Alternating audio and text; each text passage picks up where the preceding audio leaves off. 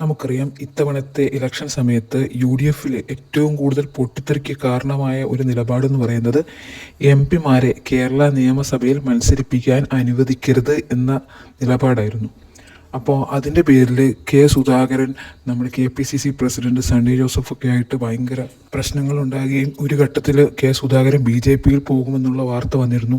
അതുമാത്രമല്ല, സുധാകരൻ്റെ അണികളൊക്കെ കൂടി KPCC പ്രസിഡന്റായ സണ്ണി ജോസഫിനെ പേരാവൂർ മണ്ഡലത്തിൽ തോൽപ്പിക്കുമെന്നുള്ള സ്ഥിതിയൊക്കെ വന്നിരുന്നു.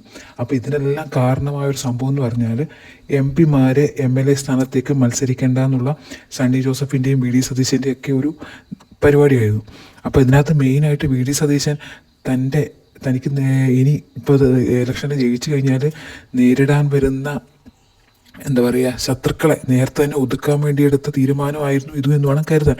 കാരണം ജയിച്ചു കഴിഞ്ഞാൽ സുധാകരനൊക്കെ ഒതുക്കാൻ പാടായിരിക്കും. അപ്പോൾ അതിനു മുമ്പ് ഇവരെ മത്സരിപ്പിക്കാതെ തന്നെ ഒതുക്കാമെന്നുള്ളൊരു രീതിയായിരുന്നിരിക്കണം ഇതിന് പിന്നിൽ എന്നാണ് വിചാരിക്കുന്നത്.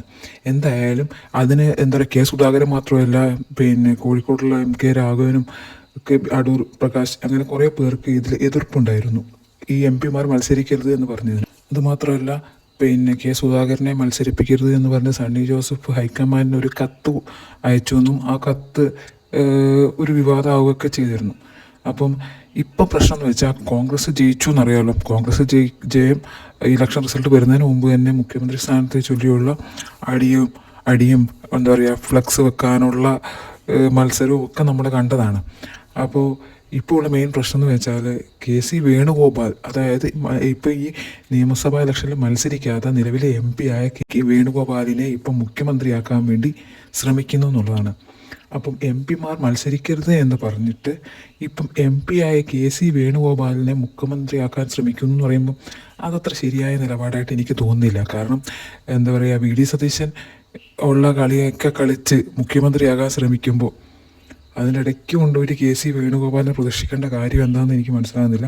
ഇവിടെ ഇപ്പോൾ രമേശ് ചെന്നിത്തലയ്ക്കും VD സതീശനും വേണമെങ്കിൽ തമ്മിൽ മത്സരിക്കാം മുഖ്യമന്ത്രിയാകാൻ വേണ്ടി. കാരണം കഴിഞ്ഞ തവണ രമേശ് ചെന്നിത്തല കുറേ ശ്രമിച്ചതാണ്, പക്ഷേ ആരും സപ്പോർട്ട് ചെയ്യാനില്ലായിരുന്നു.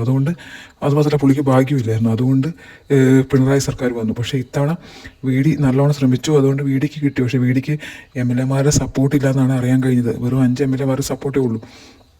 അതുമാത്രമല്ല, സാമുദായിക സംഘടനയുടെ പ്രത്യേകിച്ച് NSSൻ്റെയും ഒന്നും സപ്പോർട്ട് VD സതീശൻ ഇല്ല. അപ്പം ഇവർ തമ്മിൽ RCയും VDയും തമ്മിൽ മത്സരിക്കട്ടെ. അതിനിടയ്ക്ക് KC അങ്ങനെ കയറി വന്നു എന്നാണ് എനിക്ക് മനസ്സിലാകാത്തത്. KCക്ക് രാഹുൽ ഗാന്ധിയുടെ സപ്പോർട്ട് ഉണ്ടാവായിരിക്കും, പക്ഷേ MP മാർ മത്സരിക്കരുത് എന്ന് പറഞ്ഞ് കടുംപിടുത്തം നടത്തിയിട്ട് ഇപ്പം MP ആയ KC വേണുഗോപാലിനെ മുഖ്യമന്ത്രിയാക്കുന്നതിൽ അതൊരു ശരിയല്ലാത്ത ഏർപ്പാടാണല്ലോ.